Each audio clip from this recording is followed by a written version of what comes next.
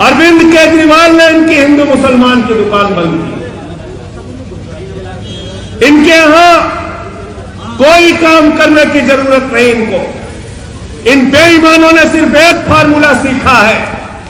कहते हैं नौजवानों, हम तुमको नौकरी नहीं देंगे, नौकरी मांगोगे तो लाठियों से पिटवाएंगे, जेल में भी डालेंगे, लेकिन वोट बीजेपी को देना क्योंकि हम मुसलमानों को ठीक कर रहे हैं।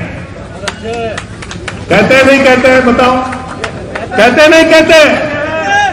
ये बेईमान कहते हैं किसान भाइयों, तुमको फसल का दाम नहीं देंगे, कर्ज के बोझ के तले आत्महत्या कर लेना, लेकिन वोट बीजेपी को देना क्योंकि हम मुसलमानों को ठीक कर रहे हैं। माताओं बहनों, महंगाई से भले ही तुम्हारा चूल्हा ना जले, माताओं बहनों, भले ही तुम महंगाई के नीचे बर्बाद हो जाना, लेकिन वोट बीजेपी को देना क्योंकि हम मुसलमानों को ठीक कर रहे हैं। व्यापारी भाइयों, मक्खी मारते रहना, भले ही तुम्हारा व्यापार बर्बाद हो जाए, लेकिन वोट बीजेपी को देना क्योंकि हम मुसलमानों को। हिंदुस्तान के लोगों, हम तुम्हारी रेल बेचेंगे, तुम्हारी सेल बेचेंगे, तुम्हारा कोल इंडिया बेचेंगे, तुम्हारी सड़कें बेचेंगे, बिजली बेचेंगे, पानी बेचेंगे, LIC बेचेंगे, बैंक बेचेंगे, पूरा हिंदुस्तान बेचेंगे, लेकिन वोट बीजेपी को देना क्योंकि हम मुसलमानों को। गलत तो नहीं कह रहा हूं?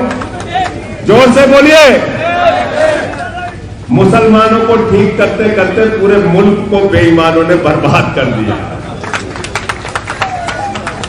पूरे मुल्क को बर्बाद कर दिया। इसलिए हम नारा लगाते हैं आम आदमी पार्टी वाले, हिंदू मुस्लिम सिख ईसाई आपस में है भाई भाई, हिंदू मुस्लिम सिख ईसाई आपस में है भाई भाई, हिंदू मुस्लिम सिख ईसाई आपस में है भाई भाई। नफरत की राजनीति हिंदुस्तान की धरती पर हम चलने नहीं देंगे। ये हिंदू मुसलमान की जो लोग दुकान चला रहे हैं, याद रखो, अब आम आदमी पार्टी आ गई है, अपना दुकान का शटर डाउन कर लो, वरना हम तुम्हारी दुकान बंद कर देंगे।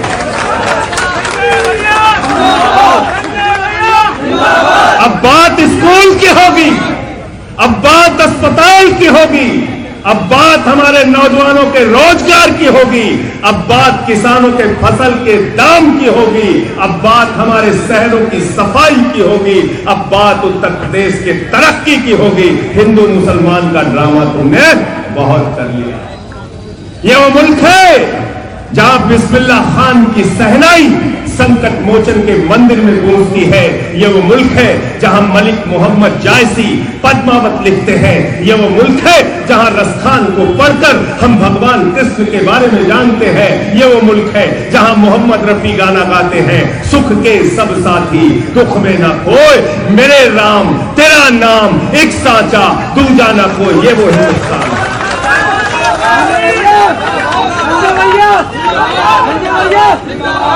और इस हिंदुस्तान को नफरत के नाम पे बांटने की कोशिश मत करो। और मैंने अभी बस्ती में ये लाइनें पढ़ी थी, हमको आपस में बांटने की कोशिश मत करो। हम हिंदू मुसलमान सिख ईसाई अगला पिछड़ा दलित सवर्ण 135 करोड़ हिंदुस्तानी मिलकर एक साथ रहना चाहते हैं, मिलकर इस हिंदुस्तान को आगे बढ़ाना चाहते हैं। हमको तोड़ने की कोशिश मत करो, क्योंकि बिछड़ गए तो ये दिल उम्र भर लगेगा नहीं। बिछड़ गए तो ये दिल उम्र भर लगेगा नहीं।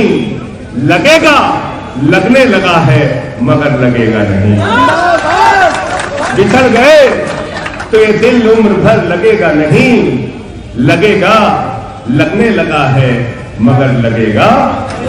इसलिए हमें बिछड़ना नहीं है, हमें एक साथ रहना है, एक साथ मिलकर अपनी गंगा जमुनी तहजीब को आगे बढ़ाना है। बताओ, अगर ऊपर वाले ने हमें नहीं बांटा तो ये नीचे वाले हमें बांटने वाले होते कौन है? अरे ऊपर वाला जब सूरज अपनी रोशनी देता है तो वो हिंदू मुसलमान सिख ईसाई सबको देता है। जब हमारे चंदा मामा जब अपनी रोशनी देते हैं तो हिंदू मुसलमान सिख ईसाई सबको देती है। जब ये हवाएं चलती हैं तो सब तक ये हवाएं पहुंचती हैं, ये सांस मिलती है तो सबको मिलती है। जब ऊपर वाले ने बंटवारा नहीं किया तो नीचे वालों का बंटवारा नहीं चलने देंगे, नहीं चलने देंगे। आवाज दो, आवाज दो। और इसलिए साथियों और दोस्तों, ये नगर पालिका का चुनाव कोई छोटा चुनाव नहीं है, ये आम आदमी पार्टी के लिए बहुत बड़ा चुनाव है। विधानसभा के चुनाव में फैसल भाई वोट मांगने जाते थे, हमारी डॉक्टर साहब सुनीता गंगवार जी जाती थी, हमारे doctor AP Singh ji vote मांगने के लिए जाते थे, अंसार भाई वोट मांगने जाते थे। जब हम सारे लोग वोट मांगने जाते थे तो लोग कहते थे आम आदमी पार्टी वाले बहुत अच्छे हैं, इनकी पार्टी के नेता केजरीवाल जी भी बहुत अच्छे हैं, जो शिक्षा पे काम कर रहे हैं वो भी बहुत अच्छा है, जो इलाज का काम कर रहे हैं वो भी बहुत अच्छा है। भैया इस बार विधानसभा में माफ कर दो, अगले चुनाव में झोला भर के वोट आपको देंगे। कहते थे कि नहीं कहते थे? बताइए, हाथ उठा के बताइए, कहते थे कि नहीं कहते थे? कहते थे कि नहीं कहते थे? तो अब मौका आ गया है, एक एक घर में जाइए, कहिए भाई विधानसभा में आपने जिसको मर्जी हुआ वोट दिया, नगर पालिका के चुनाव में झाड़ू वालों को वोट दीजिए। बंदर घुटकी माने क्या होता है? बंदर को देखे हो ना, बंदर खो खो करता, डंडा लेके दौड़ा ले तो भाग जाता, भागता नहीं भागता। बंदर घुड़की दिखा रहे हैं भाजपाई, हम लोग तुम्हारे मुकदमे से, तुम्हारे जेल से, तुम्हारी लाठी से डरने वाले नहीं है। कल व्यापार प्रकोष्ठ का प्रदर्शन था लखनऊ में, 200 पुलिस वाले लगा दिए, बताओ 200 पुलिस वाले। अरे 200 पुलिस वाले आदित्यनाथ जी लगा दो, ये 200 पुलिस वाले बलात्कारी पकड़ लेंगे, डकैत पकड़ लेंगे, गुंडा पकड़ लेंगे, माफिया पकड़ लेंगे। अरे इन टोपी वालों के लिए 200 पुलिस वाले क्यों लगा रहे हो भाई? क्यों लगा रहे हो? क्यों लगा रहे हो? ये आम आदमी पार्टी के कार्यकर्ता है, ये कोई गुंडे और माफिया नहीं है, अपने हक के लिए लड़ते हैं और लड़ने में लाठी खाने और जेल जाने की भी जरूरत पड़ी तो उसके लिए तैयार है। आज क्या नारा है नरेंद्र मोदी का? अभी 4 दिन पहले अखबारों में छपा, अडानी दुनिया का 2 नंबरी अमीर हो गया है? 2 नंबरी अमीर। दूसरे नंबर को क्या बोलोगे भाई? दूसरे नंबर को क्या बोलोगे?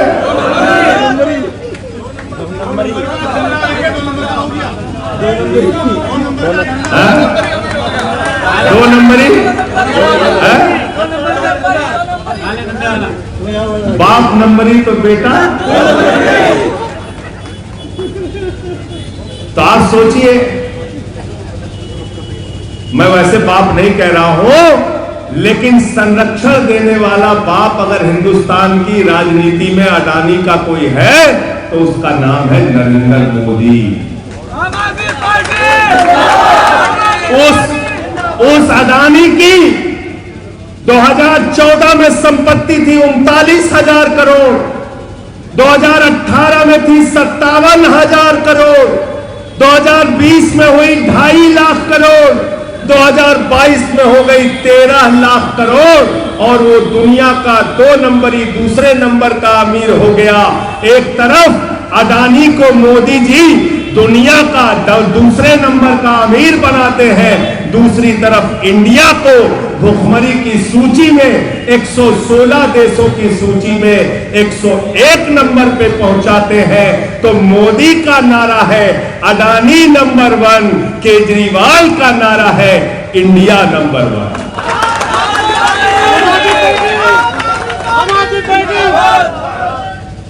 हमारे नौजवान कहते हैं हमको नौकरी दो, सरकार कहती है पैसा नहीं है। पुलिस वाले हो, कर्मचारी हो, कहते हैं पुरानी पेंशन बहाल करो, सरकार कहती है पैसा नहीं है। शिक्षा मित्र कहते हैं नौकरी परमानेंट कर दो, सरकार कहती है पैसा नहीं है। किसान कहते हैं फसल का दाम तो दे दो, सरकार कहती है पैसा नहीं है। किसान कहते हैं हमारा कर्जा माफ कर दो, सरकार कहती है पैसा नहीं है।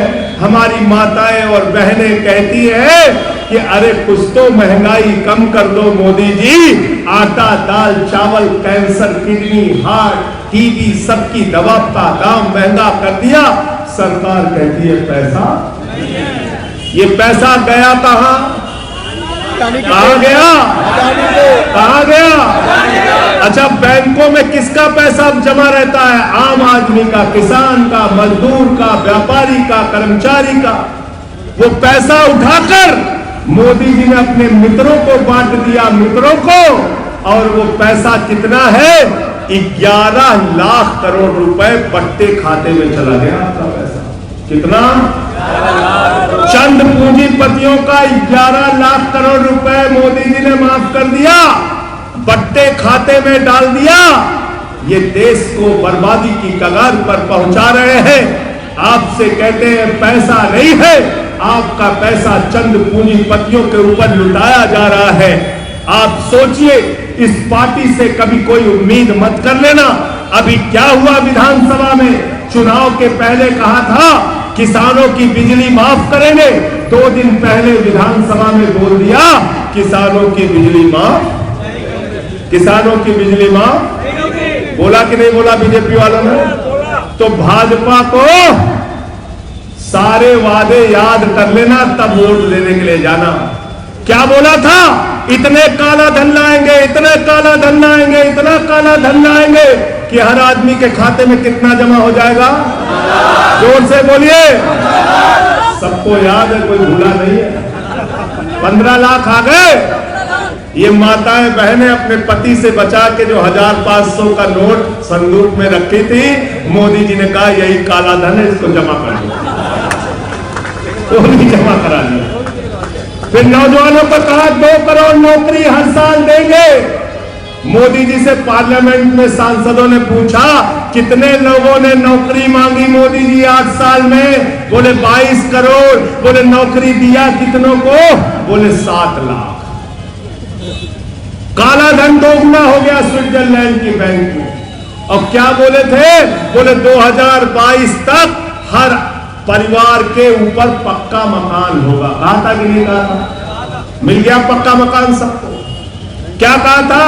बुलेट ट्रेन चलेगी। फैसल भाई हमसे पूछ रहे थे बुलेट ट्रेन किधर चलती है भैया बता दीजिए। हमने कहा हम तो वही पूछ रहे हैं, बताइए हमको कहा जाता है, किधर से जाना है बताइए, कहां चलती है बुलेट ट्रेन? बुलेट ट्रेन का रास्ता तो पूछिए। तो ये भारतीय जनता पार्टी नहीं है, ये भारतीय झूठा पार्टी है, झूठा पार्टी। झूठ बोलने का काम करते हैं। और अरविंद केजरीवाल जो कहते हैं उसको पूरा करने का काम कहते हैं। अरविंद केजरीवाल कहते हैं हम स्कूल बनाएंगे, अस्पताल बनाएंगे, सड़कें बनाएंगे, बिजली मुफ्त देंगे, पानी मुफ्त देंगे, बुजुर्गों को तीर्थ यात्रा कराएंगे, माताओं बहनों के लिए निःशुल्क यात्रा करेंगे। हम कहते हैं स्कूल अस्पताल बनाएंगे। मोदी जी अपनी सभाओं में जाते हैं तो कहते हैं गांव-गांव में कब्रिस्तान है तो शमशान होना चाहिए कि नहीं होना चाहिए? बताओ, शमशान चाहिए क्या आप लोगों को? शमशान चाहिए? शमशान चाहिए क्या? अरे हमको शमशान नहीं चाहिए, हमको अपने बच्चों के लिए स्कूल और अस्पताल चाहिए, शमशान नहीं चाहिए। शमशान नहीं चाहिए। इसलिए साथियों और दोस्तों, ये अमन बिक रहा है, चमन बिक रहा है, गरीबों के तन का कफन बिक रहा है, बाजारों में राधा का तन बिक रहा है। यारो बुरा न मानो तो कह दूं, इन बेईमानों के हाथों वतन बिक रहा है, इन बेईमानों के हाथों वतन। इस वतन का सौदा करने वाले लोगों से एक एक करके हिसाब लेना है, एक एक करके इनसे सवाल पूछना है, एक एक करके इनसे अपने हक को मांगना है। और हक नहीं देंगे तो उसके लिए लड़ाई लड़ने का